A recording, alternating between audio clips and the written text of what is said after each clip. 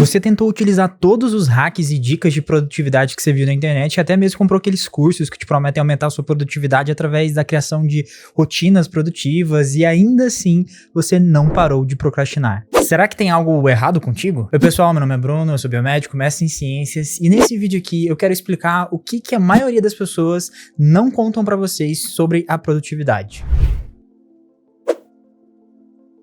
Primeiramente, vamos destacar que procrastinar não significa que você seja preguiçoso. Em tese, não tem nada de errado você deixar as coisas para a última hora, desde que você de fato faça elas. É muito importante destacar que preguiça e procrastinação são duas coisas totalmente diferentes. Enquanto a preguiça acontece quando você literalmente não quer fazer nada, a procrastinação é quando você meio que conscientemente adia a realização de uma certa tarefa, porque você sente que ela não te traz muitos benefícios ou que ela te dá uma certa falta de vontade de fazer. Existe um processo que eu poderia chamar de culpabilização da procrastinação, que é justamente essa noção de colocar que a pessoa que está procrastinando ativamente é preguiçosa ou ativamente não quer fazer aquela tarefa porque não entende que aquilo é importante, quando isso, na verdade, não é bem o que acontece. Muitas vezes, essa culpabilização da procrastinação acaba aumentando o sofrimento psíquico que já é gerado por conta da procrastinação,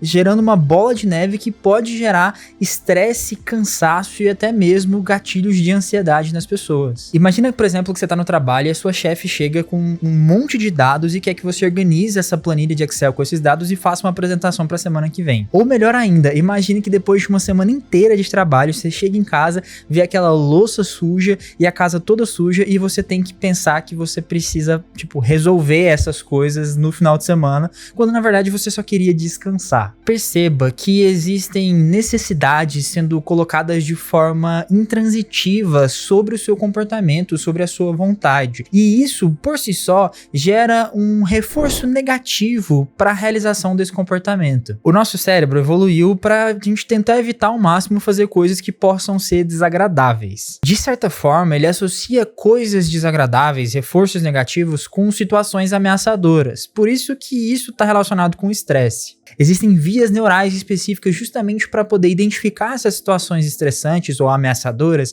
e disparar várias respostas diferentes que vão culminar no nosso comportamento de evitar aquela situação. Agora, o mais interessante é que essas situações não necessariamente precisam ser reais. O fato de você pensar que aquilo traz algum prejuízo ou tem algum apelo negativo para você pode, de certa forma, disparar essas respostas comportamentais de evitar aquela situação. Perceba que essas respostas vão estar mais relacionadas com o seu pensamento e suas emoções em relação à tarefa que precisa ser executada ou ao cenário que está sendo imaginado. Agora, se você for parar para pensar, a maioria das tarefas que a gente procrastina estão diretamente relacionadas com sensações aversivas. Por exemplo, no caso lá da chefe, é óbvio que você pode, por exemplo, ter medo de não conseguir fazer, ou entender que é um trabalho muito grande, ou até mesmo pela própria natureza específica da tarefa, que não é uma tarefa muito divertida. Todos esses pontos são importantes para gerar uma emoção negativa, e essa emoção negativa é o que vai, de certa forma, gerar o comportamento de procrastinação. E é aqui que mora o grande problema do que a grande maioria das pessoas fala sobre procrastinação e produtividade, porque a procrastinação, na verdade, surge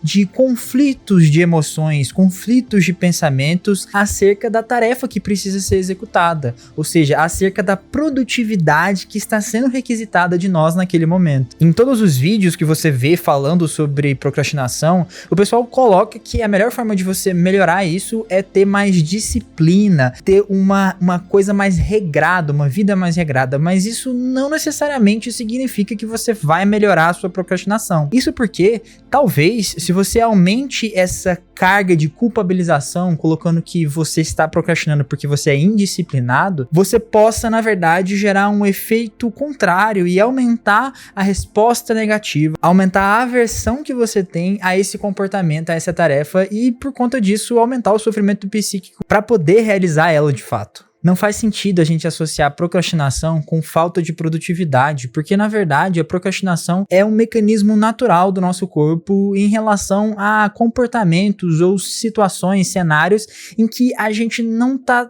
digamos assim, prontos para realizar naquele momento, ou pelo menos a gente não vê valor em realizar a tarefa naquele momento. Em prol de uma cultura da produtividade, muitos influenciadores aqui da internet e várias empresas acabam culpabilizando a pessoa que não está sendo produtiva o tempo inteiro, falando que ela está procrastinando porque tem algum tipo de ou problema psíquico ou porque é preguiçosa, quando na verdade existem várias outras razões para isso acontecer. Sabe por que a gente geralmente procrastina ter que limpar a casa ou cuidar da nossa saúde? É porque as rotinas de trabalho são tão cansativas que as pessoas acabam não tendo força de vontade e nem tendo uma regulação emocional necessária para poder encarar aquela tarefa que com certeza não gera uma recompensa imediata. Nesse sentido, se você encarar a procrastinação como um defeito, um pecado, e não como uma resposta emocional mais ou menos normal do seu corpo, você acaba por consideravelmente aumentar a tendência de procrastinar e de gerar essa culpa e sofrimento psíquico por estar evitando fazer aquela tarefa. O ponto importante é entender que muitas das vezes a gente precisa procrastinar algum tipo de tarefa